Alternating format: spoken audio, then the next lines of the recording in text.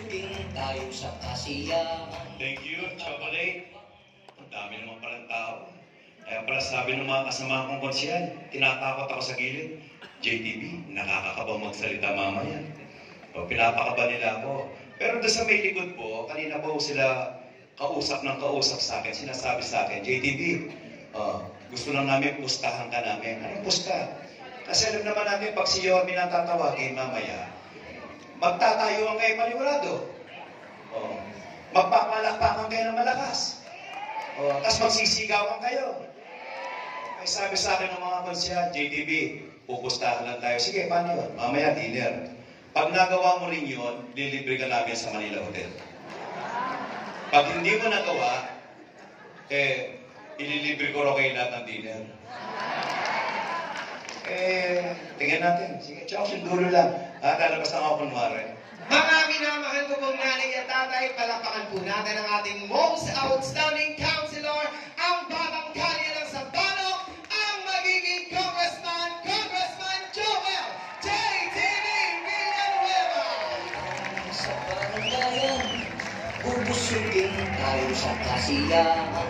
Nakakatuwang pakilig pa-premyo sa syudad o ng batang kalye. Ang tingnan mo sa larong kalsada. Ito, lagi akong minamaliin ng mga...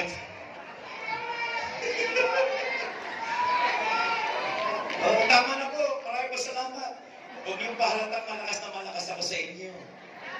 Alam niyo naman itong mga kasama ko, minamaliin tayo eh. Sabi ko sa inyo, mga barkada ko ito eh. Zone 55 ito eh. Yes! Okay, magandang hapon po sa inyo lahat. Unang-una, natutuwa kami sapagkat kami pinili ni Yorme. Yorme's choice eh. Pag sinabing pinili ni Yorme, may pressure yun. Yun. Di ba? O kaya ako nung nagsasalita sa isa-isa, pasilip-silip ako sa gilid. Yung tinawag si Doc Almeron, nakita ko kayo, nakikinig kayo lahat. Walang natutulog, gumagano kayo. Pwede itong doktor na ito. Tinawag si Bagay.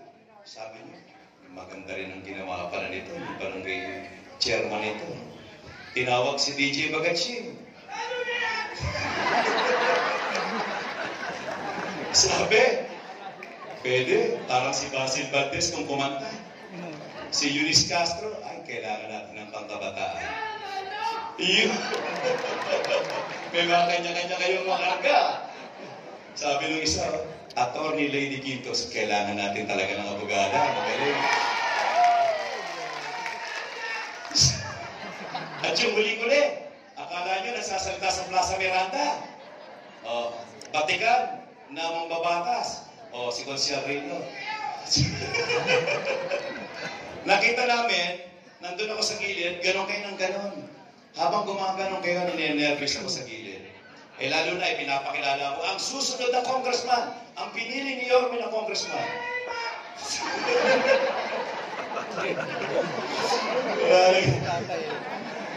Andun yung pressure eh. Ang susunod na congressman, pinili ni Yorme. So lalo akong kinakabahan. Lalo na ngayon, iba na pong laban ni JTB. Dati konsihal lang, binibilugan niyo ako, JTB konsihal, meron pa kayo 5. Ngayon, iba na. Isahan na lang ang laban. Ang ibig ko sabihin, kung ngayon, hindi niyo porsyonada si JTB at meron kayong binilugan,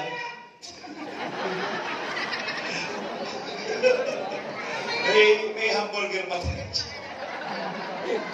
Pag hindi niyo porsyonada si JTB, pasensya si JTB kasi may binilugan kayo. Pero pag si JTB ang porsyonada ninyo, binilugan nyo, pasensya rin sila. Ang ibig ko sabihin, isa na lang ang pipiliin ninyo sapagkat ang tinatakbuhan ko, posisyon ng congressman. Tama ba? Tama. Kaya kailangan galingan ko. Ang gusali kung saan mag-oopisina ang mga congressman kung tawagin, Batasan Complex. Batasan Complex. So, ibig sabihin ng batasan, gawaan ng batas. Tama po ba? Ngayon, siyempre, papakinggan ninyo ako ngayon. Sige nga, JTB. Gawaan ng batas ito. Kailangan ipakita mo, iparinig mo sa amin kung kwalipikado at pwedeng-pwede kang maging congressman ng Sampaloc. Huwag mong payain si Yorme.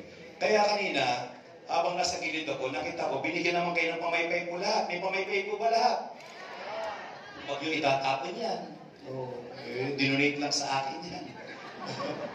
Kawawa naman.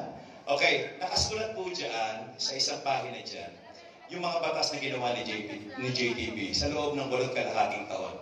Hindi ko naman sinayang mga boto ninyo. Ibig sabihin, tumaya kayo sa akin, nabigyan nyo ako ng pagkakataon. Ginampanan ko naman ang ating tungkulin bilang mambabatas sa loob ng konseho. Ilan po sa mga batas na nakasulat dyan ay yung tapat ko, linis ko, ordinance. Ito po. Tapat ko, linis ko, ordinance. Noong panahon ni Yorme, naipasa namin to. Yung walang diskriminasyon sa hanay ng mga LGBTQI+. Yung mga bakla, tomboy, transgender na kaibigan, kapitbahay, o kakilala ninyo, sabi ni Yorme, dapat hindi sila dinidiscriminate. Lalo na sa aspeto ng edukasyon, livelihood, at yung kanilang oportunidad na sila ay makapagtrabaho. Ibig sabihin pa, nag-apply sila sa Jollibee, McDonald's, lumapit sila doon. At dahil kailangan ay babae, tomboy yung nag-a-apply. Sasabihin, ay, hindi ka pwede. Tomboy ka, bawal yun sa lungsod ng Maynila. Sapagkat may batas tayo. Nag-i-enroll ka, bakla. Ang haba ng pinantik ng piling mata, umaabot ka sa kilay. Ay, hindi ka pwede mag-enroll. Kasi ganyan eh, itsura mo. So, ibig sabihin, hindi pa pwedeng i-deny itong mga miyembro ng lipunan nito because of their social, sexual orientation or gender identity. Sa lungsod ng Maynila, ipinagtibay ito ng panahon ni Yorme, kaya nagkaroon tayo ng Anti-Discrimination Ordinance sa hanay ng LGBTQI, kung kaya protektado ang mga kasama natin ang gagaling sa LGBTQI dahil sa ordinansa ito. Anti-Vandalism Ordinance, pinataas natin ang penalty sapagkat nung panahon ni Yorme, nililinis natin ang labos nila sapagkat pinipinturahan ito ng lungsod, paggising natin, ang dami nakasulat, ibaksak ang gobyerno, etc. etc. Parang binababoy naman tayo. Kaya sabi ni Yorme, kailangan bigyan natin ng ngipin. Kaya nagkaroon ng amendment ang Anti-Vandalism Ordinance of 2019 nung panahon ni Yorme at ang pangunahing may agdabo nito ang inyong lingkod, si Konsyal Joel JTB Villanueva. Ito, you will agree with me. Ito, nararanasan natin ito ngayon. Pag natutulog tayo, ang sarap ng tulog natin, bigla tayo makakarinig ng motorsiklo na maingay. Yung bang, tama ba? Madalas, di ba? Huwag niyo po akong sisisihin. Kami nila DJ, nila Lady, kagagawa lang ng batas. Ang mahalaga, ginawa namin ang aming obligasyon na gumawa ng batas, pero may kakulangan sa implementasyon. Kaya nga po nakita ninyo, nag-uusap kami ni Yorme kahit sa gilid. Sabi ko, boss, pwede ba pagbalik mo sa City Hall? Baka pwede yung nirereklamo ng mamamayan ng lungsod na wakasan na, tapusin na ang problema sa mga maiingay at abusadong mga motorcycle driver na naglalagay ng muffler para sila ay magkaroon na ng kapayapaan lalo na sa hating. Sabi ni Yorme, approve. Uunahin natin yan at ipakikita natin na kayang-kaya nating solusyonan yung problema na yan sa mga maiingay na mga motorsiklo at mga sasakyan. Kaya mawawala na yan pagbalik ni Yorme sa City Hall. Bago naging alkalde si Yorme, dati pag nagpapatawag ng alkalde, bigayan ng allowance sa senior citizen, pila kayo. Ay, naku po, ito po allowance niyo. Tuwan-tuwa naman kayo. At dahil sa katuwaan ninyo, pagkatapos ng eleksyon, ba't wala na tayong allowance? Tapos ng eleksyon eh. Sasabihin, wala pong pondo. Nung panahon ni Yorme, pinangako niya ng 2019, pag ako naging alkalde, kayo tatanggap ng monthly allowance na siya namang nangyari. Tama ba? Tama. At sabi niya, kahit magpalit ng mga alkalde, ipagpapatuloy ito. Kung kaya hanggang ngayon, ay natatamasa ninyo yung sinimulan ng isang Yorme Isko Moreno. Tama rin po ba? Tama. Pero hindi niya po magagawa yun nang walang batas na mag-uutos para mabigyan ng pondo yung ipinamimigay sa inyo. Ibig ko sabihin, kailangan ng isang batas upang sa gayon pagpatuloy ang mga benepisyong ito na natatanggap hindi lamang ninyo, kasama ng solo parent, ng PWD. Kung kaya, kapag taon-taon gumagawa ng budget ng City Council, naglalaan ng pondo para masustenahan ang pagpopondo monthly hanggang buong taon. Yun ang ginawa at ang batas na nagbibigay sa inyo ng monthly allowance ang nanguna pong tumayo sa loob ng konseho. Ang nagsalita para magbigay ng kanyang sponsorial speech, wala pong iba kundi ang inyong lingkod, Konsehal Joel J. Ilan lang po itong mga binanggit ko na mga batas na ginawa ko para ipaabot sa inyo na ang inyong lingkod ay handang-handa na sa posisyon ng congressman. Ayokong pahiyain si Yormis ko sapagkat sa dinami-dami ng mga nagnanais na maging kandidato niya, ang inyong lingkod pong napili niya. Kaya ako sinasabi sa inyo, yung pong patutunguhan na pagtatrabaho ng congressman na batasan complex, ang inyong pong lingkod si JTB ay ready po sa trabahong aking ina-applyan. Maraming po salamat. Ngayon, madalas ko may nagtatanong sa akin sa likod, JTB, usong-uso yung AX, AKAP, tupad. Pag ikaw ba naging congressman, anong plano mo dyan?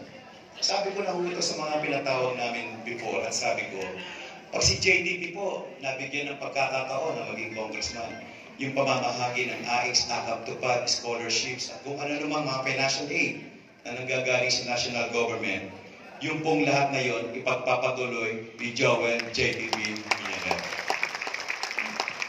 May babaguhin lang ako sapagkat marami ako naririnig. Ako'y naging barangay official for 16 years. I started as barangay kagawad. At the age of 23, naging barangay chairman tayo ng 26. Marami ako mga kaibigan mga barangay chairman. At tinikwento nila sa akin ang mga kaganapan na nangyayari ngayon. Titingnan ko po kung kayo'y sasang-ayon dito. Totoo po ba na yung bigayan ng mga AX, AKAP, tupad? Matanong ko dito sa kaliwa, sino nakakatanggap dito?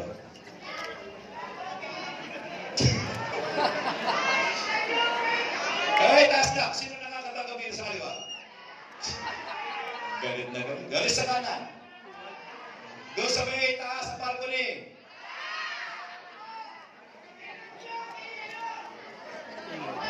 Totoo ba yan? Kasi nakikita ko po, madalas, pag nanggagaling ko sa Nazareth covered court, ang daming lumalabas. May mga bit-bit-bit na kung ano-ano. Tapos tinanong ko, saan kayo galing? Bigayan mo ng tupad, konsi. Ibig sabihin, hindi kayo kasama doon? Pero may nakikita kayo sa barangay ninyo nang nanggagaling doon may dala. Tama? At tinatanong nyo, saan kayo galing? Bigay ng tupad. At sasabihin nyo, sana all. Tama? Pero kayo, hindi kayo nahagip. Ano sa tingin ninyo ang dahilan? Bakit kayo hindi nabibigyan? Pinipili. Palakasan. Hindi nyo kailangan tagalista. O kayo nagsasabi niyan. Baka sabihin nyo ako. Naku, nasa rin puso nyo. Mukhang kapitbahay nyo lagi nakakatanggap. Napapansin niyo ba yung lagi nakakakuha ng tupad, AKAP, at saka AX? Sila pa rin palagi. Yun ang ikinalulungkot ni JTB. Kaya sinabi ni JTB, pag ako naging congressman ninyo, itutuloy ko yan, babaguhin ko lang ang sistema. Tama yung sinabi ni Senator Tulfo, dapat marunong tayong makinig, marunong tayong makiramdam. Nakikinig ako, nararamdaman ko ang damdamin ninyo. Kaya sabi ko, pag binigyan ako ng pagkakataon na maging congressman nyo, itutuloy ko yan, pero babaguhin ko yung sistema. Ibig ko sabihin, hindi ko gagawin yung nakakaugalan ngayon dahil leader kita, may 5 ka. Coordinator kita, 10 ka. Maingay ka sa social media, 15 ka. Ikaw, talagang pinagtatanggol, 30 ka. At ang tendency ng mga binibigyan, hindi ko naman nilalahat po, yung iba'y pinamamahagi naman ng tama. Pero karamihan, sa mga binibigyan ng 5, 10, 15, 20, siyempre natin kayo, binigay sa kanya kung 6,400 ang tupad. 10, meron siyang 64,000.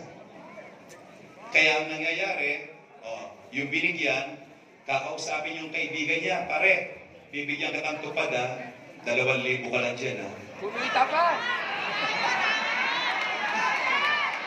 Tama? At sabi ng kaibigan, 642 bakit 2,000? Ayaw mo. Eh kung ayaw ko, ibibigay ko sa kanya. Siya payag. O sige, okay na rin ako. Tama ba? Ang tanong, ano ba trabaho nito? Yan 2,000 na yan. Dali lang. Kumuha ka lang ng walis, tapos gaganyan ka lang, oh. Ikaw naman, kukuha ka ng dustpan, tapos pipicture lang kita. Magsusuot ka ng damit na kulay green, tama? Ang ingay niyo sobra. Ang galit na galit kayo. O JTV, alam mo naman pala sabi mo itutuloy mo. Pag wala kang binago, wala kaming aasahan sa'yo. Sabi ko, itutuloy ko. Pero pagbabago magaganap, ito ang gagawin ni JTV. Nakausapin ko na masinsinan ng mga barangay official ninyo. Ibibigay ko listahan ng mga residente nila. May hawak din ako. At sasabihin ko sa kanila, total, tumakbo kayo mga barangay official para magsilbi. Let's be honest. Pagtulungan tayo. Pwede ba ilista nyo dyan sa listahan na yan kung sino dito ang dinadialysis? May cancer, yung may anak na may sakit, yung bedridden, yung nawalan ng trabaho, yung talagang naghihirap na constituent mo. Pagbigay sa akin, ibe-verify ako. Baka ang inilagay ng chairman o ng kagawad, kamag-anak niya rin. Realidad yan. Realidad yan. Ibe-verify ako. Hindi Pagbalik sa akin ng sekretary ko, congressman, normal na yan. Dinadialysis Kahit mo anong gawin mo dyan, di mababago yan. Nakakaawa yung dinadialysis. Pag dinadialysis ka po kasi, 3 beses, 1 linggo. 3,000 isang session, pinakamura. 3 beses sa linggo, 9,000 a week. 18,000 in 2 weeks. And 36,000 in a month. Kung wala kang perang 36,000, ilalaban mo ko ba yung asawa mo na mabuhay? Yung nanay mo, tatay mo, di lalo na yung anak mo, ang bigat sa loob, wala kang magawa, wala kang 36,000, 42,000 para ipadialysis. Tapos pag may pupuntahan ka, natatanggihan ka pa.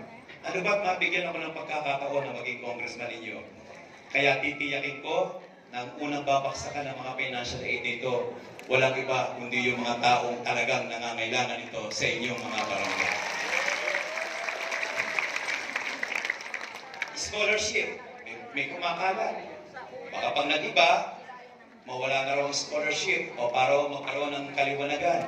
Pag tayo naging congressman ninyo, yung scholarship po, itutuloy po lahat ni JTV Villanueva ang scholarship. 85 ang average paso. Pero may dagdag ako. Ang ibig ko sabihin, kung ang grade niya 84, 83, 82, 80, kahit palakol, basta mahirap at gustong mag-aral, tutulungan po ni Joel JTV. Naranasan ko nga pag-aralin yung sarili ko eh. Bakit ko sasayangin yung pagkakataon? Kaya sabi ko, sa 4 na naglalaban ng congressman, ako lang ang nakaranas na maging working student. Ano yun? Sapagkat nung ako'y estudyante, ang nanay ko, si Aling Linda, ang kausap niya araw-araw, Bombay. Hindi po si DJ. Makabagong Bombay na po ito eh. Yung mga klase ko na mayroong turban, nakamotor, may tayong, may kulambo, may kumot yun. Kausap lagi ng nanay ko at sabi ko sa nanay ko noon, Ma, nakakahiya naman, araw-araw kausap mo Bombay. Sabi sa akin ng nanay ko, anak, pagdating ng panahon at naging magulang ka, doon mo malalaman na gagawin lahat ng magulang, makakain at mabuhay lang ang kanilang mga anak. Sa hirap ng buhay namin, dahil lagi nangungutang ang nanay ko, yung 2 kapatid kong sinusundan ko, tumigil ang pag-aaral. First year college, second year college. Magtatrabaho na lang kami. Dahil akong bunso, malamang ganun din ang mapuntahan ko. Kaya ang ginawa ko ng inyong lingkod, nagtrabaho po tayo. Nagbenta tayo ng Beeper 150, ng pocket bed, at saka mga sinaunang cellphone, yung malalaki, akala nyo pangkaskas ng yelo. Binebenta ko po yun, 60,000 dati, ang hirap magbenta. Yung pag meron kang ganun, ilagay mo sa may bulsa ng pantalon mo, ang tambok ng puwet mo. No, nagbebenta ako pero wala ako nun. Nagtsaga ako. At dahil sa pagkatatrabaho ko, nakatapos po ako ng political science. Pagkatapos kong makatapos ng political science, naghanap ako ng trabaho, nag-apply ako sa Branch 44, Metropolitan Trial Court sa Pasay City para maging clerk, at ipinagpatuloy ko ang aking pag-aaral ng abogasya. Ibig sabihin, naranasan ko po yung hirap ng buhay na yon. Kaya sinasabi ko sa mga anak ko, kami nagdaan sa hirap ng nanay ninyo sapagkat ayaw namin maranasan ninyo yung pinagdaanan namin kung saan nakaranas ang inyong lingkod ng ulam, kape, tinitimpla namin magkakapatid, tapos isasabaw namin sa aming sinangag, may ulam na kaming kape. Alam ko, nakaranas din kayo ng gano'n, tama?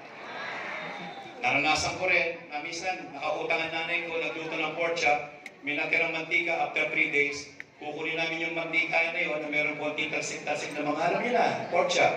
Lalagay mo sa platito, lalagay mo ng toyo, isasabaw mo sa kanin mo mainit, may ulam ka na, adobo na walang laman. Naranasan natin kahit toothpaste. Wala po kami. Toothpaste. Bibili ang nanay ko ng asin, ng malalaking butil, ilalagay sa bote, isasawsaw namin ang mga toothbrush namin lasog-lasog. Bago pumasok, magtutoothbrush kami. Pasok na sa school, tanggal na ang bagat mo. Natatawa po yung mga anak ko eh. Pero sabi ko, anak, yan ang nagpatibay sa amin ng magulang nyo. Kaya kami nagsumikap, hindi nila naranasan, at natutuwa ko sa 3 anak naming mag-asawa, nakitaguyod namin sa sila. Yung aking panganay, ngayon, isa na po siyang doktor. Aking pangalawa, marapit ng legal management, cum laude, sa UST, tinuloy ng abogasya. Next year, kukuha siya ng bar exam, hopefully. And we are praying na maging abogado siya next year. At yung bunso ko, gagraduate this year, fine arts siya, at ang kinatutuwa naming mag-asawa, siya ang top 1 student sa fine arts sa buong UST. At ang manaro sa nanay, tama boss, kasi yung misis ko, gumaramit naman siya ng physical therapist, cum laude rin siya sa May Fatima College of Medicine. Cum laude. Kaya yung anak ko, cum laude, misis ko, cum laude, si JTB, suma. Sumabit po ako. Pero, in-enroll ko ulit, pinasa ko. Ang hirap nung nag-aaral ka. Mula Pasay, nakasabit ako sa jeep. Libertad, papuntang FEU. Pagdating sa may FEU, 6 o'clock ang klase namin. Darating ako 6:30. Basa ako ng ulan, basa ako ng pawis. Bit ko, libro ng abogasya. Tatawagin pa ako sa reservation. Pagkatapos ko, diretso na ako sa bahay. Hindi ko nasasakay ng jeep. Lalakarin ko Espanya para makatipid ako ng pamasahe. Pagdating sa trabaho market, diretso sa bahay ko sa vulcanizing shop sa may M. De La Pente, tapat ng Season Ice Club. Panahon ng 1990s, walang kuryente, walang tubig. Maghihigip ako, pupunuin ko ang tubig ng banyo namin, pagkatapos ko mapuno, tsaka pala ako kakain, at pagkakain ko, tsaka pala ako mag-aaral gamit ng kandila, kaya lumabo ang mata ko. Matutulog ako ng alas 2, bukas, pasok na naman. Nagsumikap ako sapagkat kailangan ko ng edukasyon para maging patas ang labang ko sa hinaharap na siya kong ginamit nung ako'y nabigyan niyo ng pagkakataon maging konsihal. Kaya yun ang dala-dala ko kung bakit ako nagiging boses ninyo sa konseho ng Maynila. Kaya sabi ni Yorme sa amin, JTB, mga konsyal, huwag kayong magsasalita ng paninira sa kalaban. Tama. Kaya magsasalita lang po ako bilang pagpaalala sa inyo lahat. Ito'y marami na, senior na kayo. Maraming beses na kayong pumoto. Tandaan lang po ninyo to, kung maalala ninyo. 1998, natapos ang congressman natin noon, na si Congressman Dondon Bagatsing, at ang ipinalit natin, isang masipag na konsihal, at ang pangalan ay Councilor Rudy Bacani. Tama po ba? Naging congressman siya 98, 2001, nagre-elect, nanalo. 2004, nagre-elect, nanalo. 2007, natapos si Congressman Rudy Bacani at sabi niya, maraming salamat sa palo. Sa 9 na taon na ginawa ninyo akong congressman. 3 labang ko ang ipinanalo ninyo ako. Tapos na po ako, pero gusto ko pa sanang magpatuloy. Kung kaya, pinatakbo niya ang kanyang may bahay na si Madam Butch Bacani. Tama po? Tama. So hindi nanalo si Madam Butch Bacani sapagkat ang gusto ng mga taga-Sampalo, bigyan natin ng pagkakataon naman yung iba.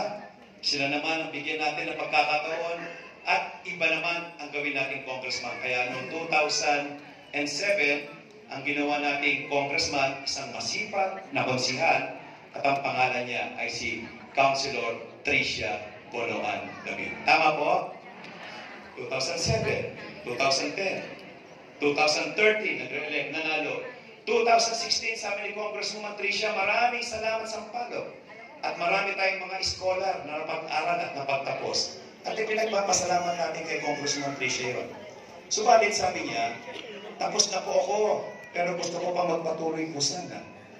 Kung kaya, pinatakbo niya ang kanyang kapatid, yung kanyang look-alike, na si Ate Annie Bonoan.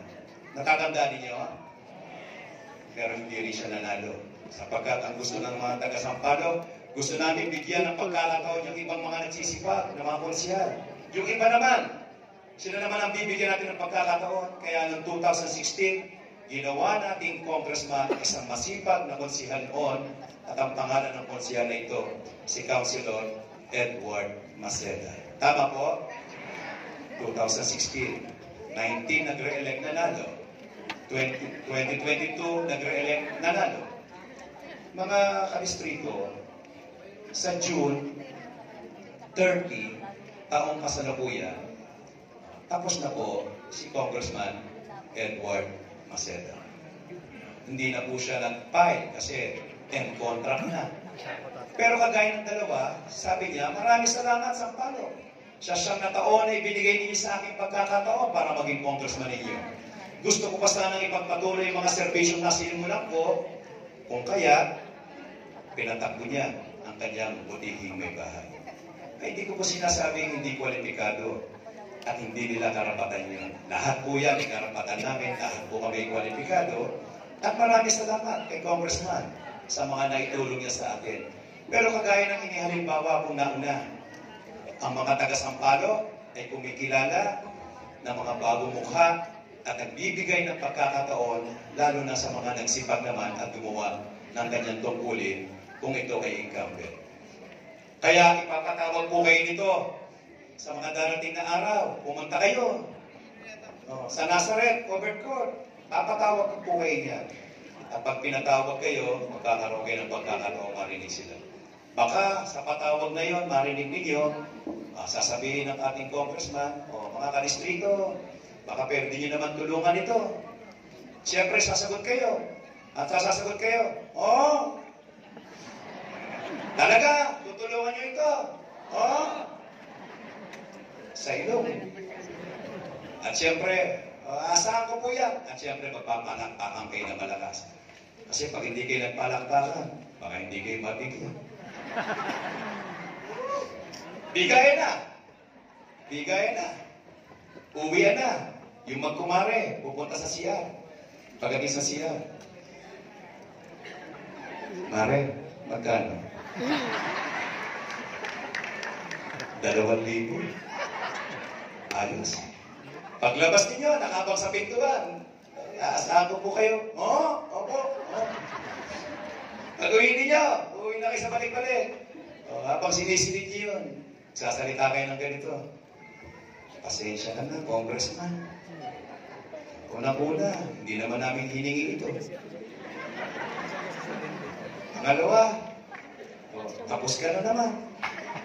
Napagbigyan ka na namin. Pero talagang magdidesisyon kami pagdating ng May 12. Bibigyan naman ng pagkakataon at gusto namin maging congressman.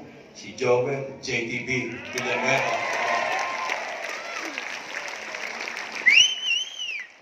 Yun, no? Sino yun? Mukhang nagpapa-impress sa akin. Ha? Ay, maraming salamat po sa mga palampaking yan. Pero, alam po ninyo, mahirap po ang laban natin. Hindi ko po kayo mapapatawag siguro sa mga darating na panahon. Sapagkat wala naman tayong pera nito. Gugustuhin ko pang kayo'y sumang-ayon sa akin sa mga narinig ninyo at kayo magsasabi kung ang isang JTB kwalipikado at handa na sa posisyon kanyang ina-applyan. Hihiling lang po ako sa inyo. Pwede po ba? Pwede po ba? Mahirap po labang ko. Yung mga kasama niyo sa bahay, hindi ako napakinggan. Hindi ako narinig. Pwede po ba sa mga oras ito, pag-uwi ninyo, pwede ba maging JTB 1 ka? JTB 2, JTB 3, 4, 5, 6, 7, 8, 9, 10, at maraming JTB ang kaharap mo ngayon dito. Ano ibig mo sabihin? Kung kayo po'y naniwala sa akin, sa ating pakiusap, at iniisip nyo, pwede natin pagbigyan ito para maiba naman. Pwede nyo bang ikwento sa mga kasama nyo sa loob ng bahay ito? Promise yan, ha? Pagkatapos yung kumain, habang kumakain kayo, kwento nyo, pagkatapos lumabas kayo ng bahay, makipag-marites lang kayo, magtutuhan kayo ng mga kapitbahay nito. Kwento nyo rin. Sa pamamagitan nun, pag ginawa natin yun at tinulungan nyo ako, itong batang kali na ito, itong batang nasunugan nung 10 taong gulang siya, at ang tanging nailigtas ko lang ay alkansya namin na pinagbentahan ng ice candy at ice tubig noon. Itong batang ito na nakaranas sa mahabang panahon na palipat-lipat ng apartment kung saan mura, narinig kong kasera namin na sinisigawan ng nanay kong si Aling Linda. Hoy Linda! Kung hindi na kayo makakapagbayad, lumayas kayo dyan. At iiyak na lang ang nanay ko sa gilid. Habang ako estudyante, tinititigan ko lang ang nanay kung wala akong magawa. Itong kandidato, pagka-congressman ito, na siya lang ang nakaranas na maging barangay kagawad, barangay chairman, presidente ng mga chairman sa Sampaloc, vice president ng Liga ng mga barangay sa buong Maynila. Ito lang ang kandidato na nakaranas na pinag-aral ang sarili niya para maging patas ang laban ko sa buhay. Kaya sa tulong ninyo, nagmamakaawa po si JTV sa inyo. Pwede niyo ba akong tulungan talaga? Sana ay matulungan niyo ako kasama ng buong grupo namin sapagkat kami po ay proud na proud, gigil na kami magtrabaho sapagkat kagaya ng pagigigil ni Yorme na ibalik ang sigla ng Maynila. Ganon din po kami mga pinili niya na Yorme's Choice. Kaya kung maaari, huwag niyo na po kami pag-iwahiwalayin lahat dito. Ay, may request baka hindi ko na-kwento. Boss, isa na lang ha. 2 minutes. Napapansin niyo habang nagsasalita ako, hawak-hawak ko itong dibdib ko po. Napapansin po ninyo, ilalabas ko po ito. Ito pong suot kong kwintas ay ibinigay sa akin ng isang matanda sa patawag namin. Pagkatapos ng patawag, may lumapit sa akin isang matanda. Niyakap ako ng mahigpit at inabot sa kamay ko ang kwintas na ito. Sabi niya sa akin, JTV, isuot mo ito, galing ako sa Quiapo, pinagdasal ko yan. At ang panalangin ko sa kanya, kung sino ang bibigyan ko ng kwintas na ito, ay magiging matagumpay sa kanyang ninanais. Hindi ko na po inubad sa leeg ko to. Kahit natutulog ako. Sapagkat maaaring merong mahalagang bulong yung matandang nagbigay nito sa akin. At lalo na't pakilabot po sa akin yung matandang nagbigay nito. Pagkaabot niya sa akin, pagtingin ko po sa kanan, bigla po siyang nawala. Bigla po siyang nawala. Talagang kinagulat ko. Kaya nung nawala siya, pagtingin ko, nasa likod ko lang pala siya. Nagpapaalam na sa akin, may bigbit na 5 kilong bigas.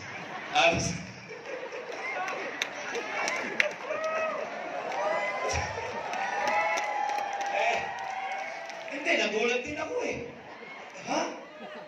Napakrus ako, yung pala nasa likod, pauwi na. Pero totoo po ito. Kaya ibig sabihin, mga maliliit na bagay, hindi ko kilala, pinapalagaan isang batang kalye na nagsasalita sa inyo. Kaya muli po, magandang hapon sa inyo lahat. Kami po, ang Yorme's Choice sa Sampaloc, ang sinisigaw natin, Sampaloc, Manila. God first. Maraming salamat.